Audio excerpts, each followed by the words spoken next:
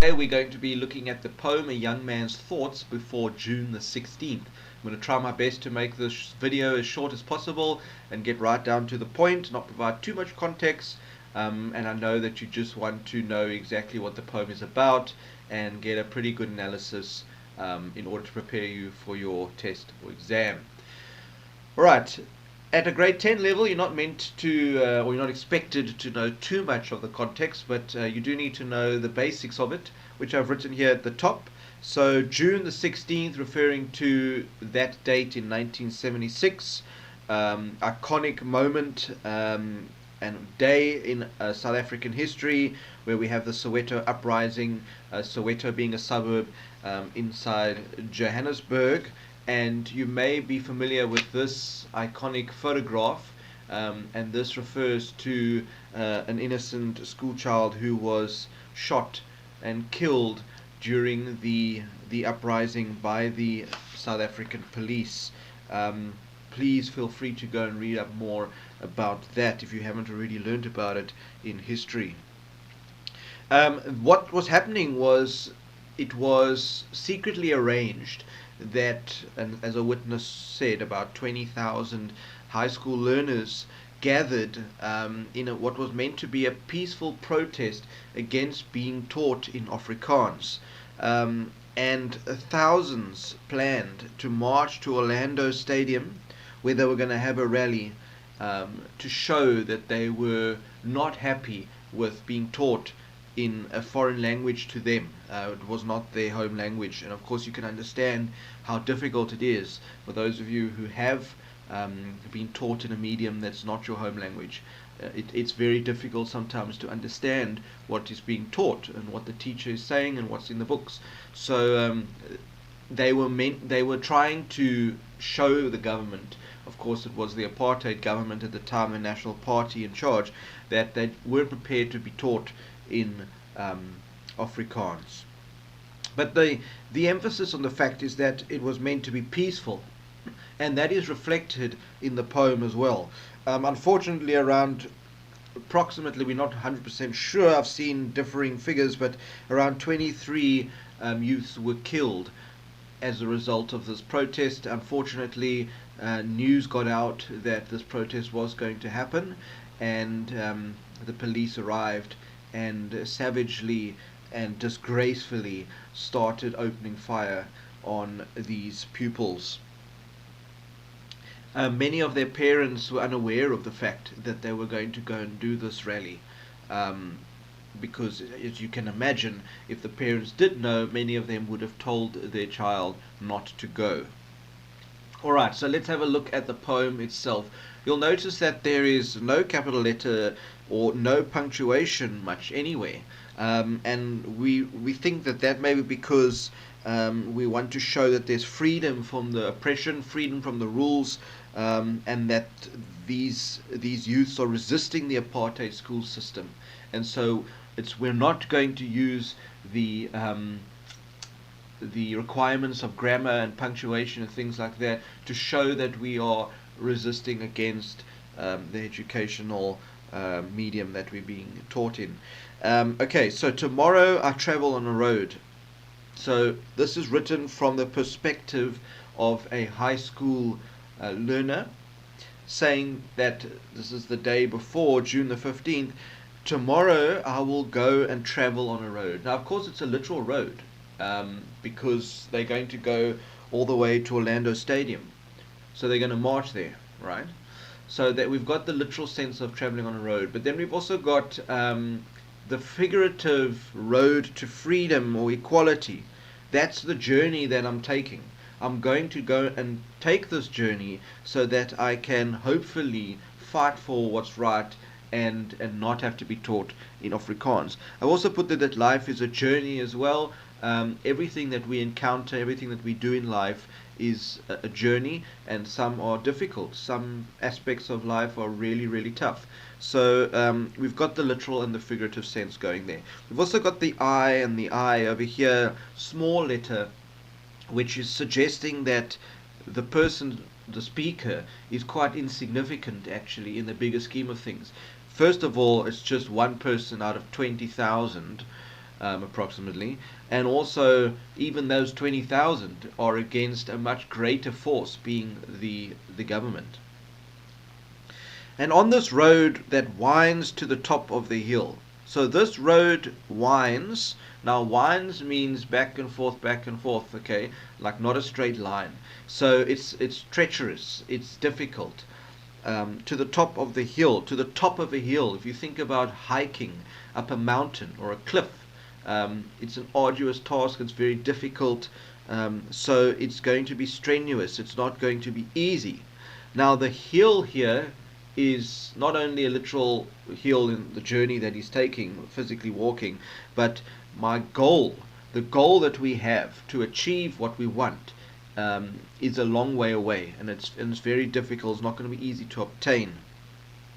Wines and hill, both those words are telling me that it's not going to be an easy journey.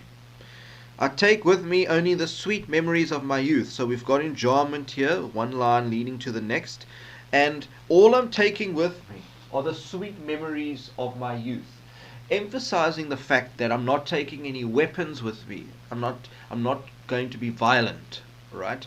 And how can you open fire on a group of innocent people who aren't fighting, who aren't armed? Okay, and that's the tragedy of it.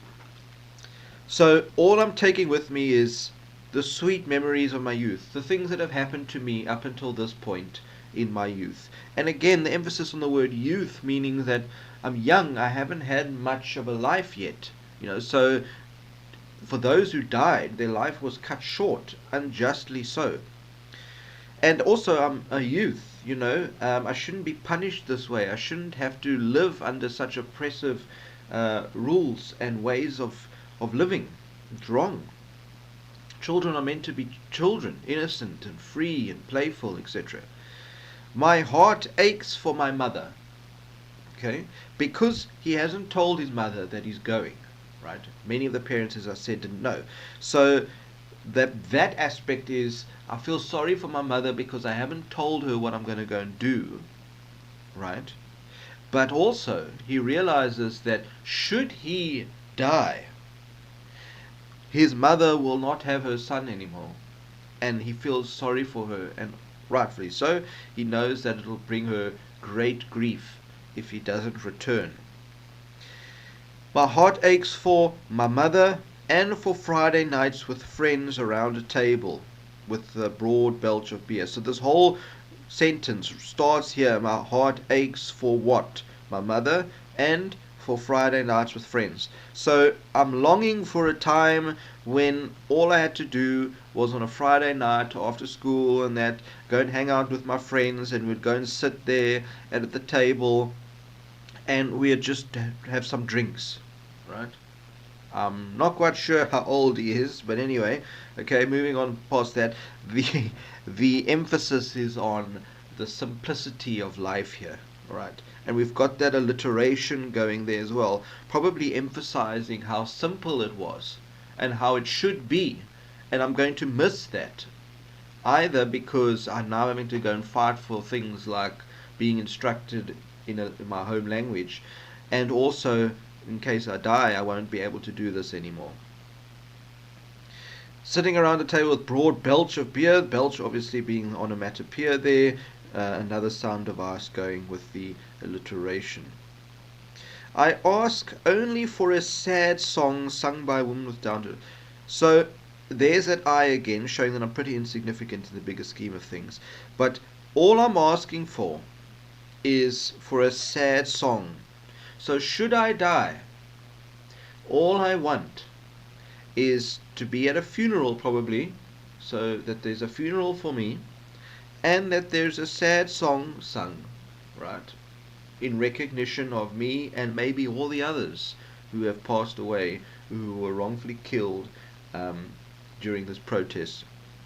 A sad song alliteration going there, sung by a woman with downturned eyes. Now, we've said maybe it's his mother, we're not sure, because the only reason why we would say that is because it spoke about my mother here. It didn't say anything about a father or siblings. So it could be the mother. Sung by a mother with downturned eyes, downturned, not looking at somebody in the eyes.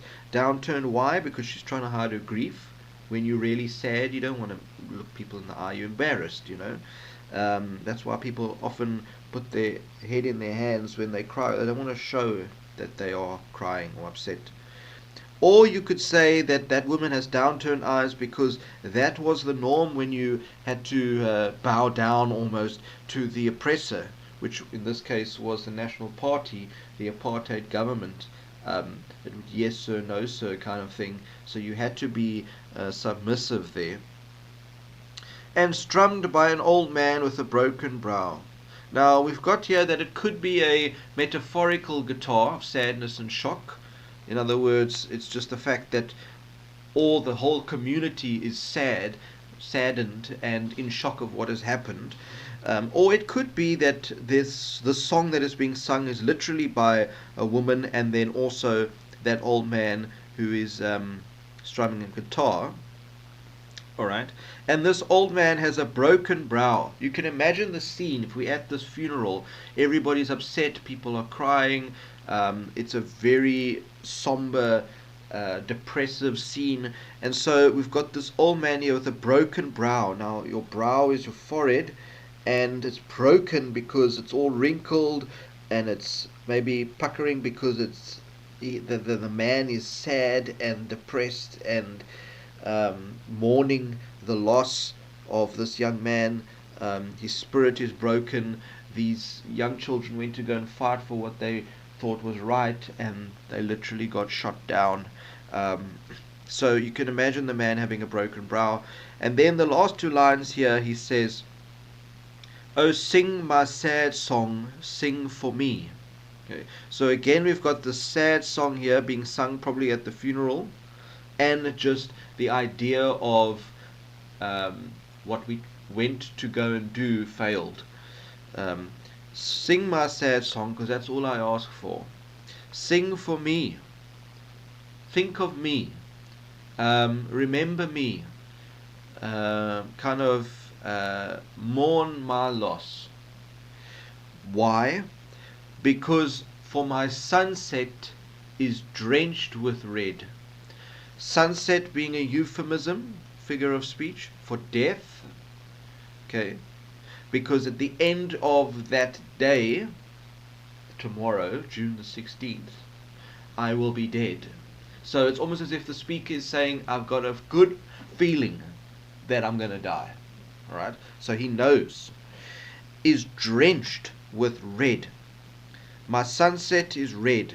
Well, we know that a sunset when the sun is in the sky does create a kind of red image. But also here, this red is standing for blood. I know that at the end of the day there's going to be a lot of bloodshed. People are going to be killed. And he was right. There's going to be anger, violence, and passion. That red as well. If you look at the connotations of color, red can mean those things. Passion and violence. Passion because we are all 20,000 of us passionate about what we believe in, and that not being taught in Afrikaans, but then also that anger and that violence which did break out. And then of course the bloodshed, as we could see over here. Very interesting interview actually with this young lady over here that you can find on YouTube. Drenched. If you are outside and it's pouring with rain and you come inside and you say, "Yo, I'm drenched," it means you're soaking, like completely saturated. So to say that the sunset is drenched means there's going to be a lot of blood. Okay? And it's not going to be a gentle death. It's going to turn violent. What is meant to be a peaceful protest is going to turn violent. Right? We've got hopelessness there. Then I've put there, it reminds us of Jesus' crucifixion. Sorry that I messed that up there with rushing a little bit. So I've typixed it and that looks a bit messy. But because Jesus was innocent and also believed in what was right and was killed for it. Lack of punctuation, as I mentioned earlier, suggests a freedom from all rules. And the march had been secretly planned to avoid discovery by the police. The day ended in bloodshed. As I said, about 23 youths were killed. Many protesters were shot in the back as they were running away, which makes it even worse. How do you shoot somebody who's running away from you? They're not a threat at all. Really, really unethical and just absolutely atrocious. And then the tone, of course, the tone being how does the speaker feel about the subject matter, reflected in the words that he or she has used. We say it's poignant and somber. So poignant is when you are making a point of something that's really sad or regretful. It's a moment that creates a sense of sadness. Okay, and then somber as well is a more specific word for being really sad, almost depressive. You don't ever want to use happy, sad, positive, or negative as a tone. All right, don't ever use those words. Use a word that is more specific, and carries more weight and more meaning to the poem. So I hope that that has helped you, and that you have a good understanding now of what this poem is all about, and that you have some context as well should you be asked on that.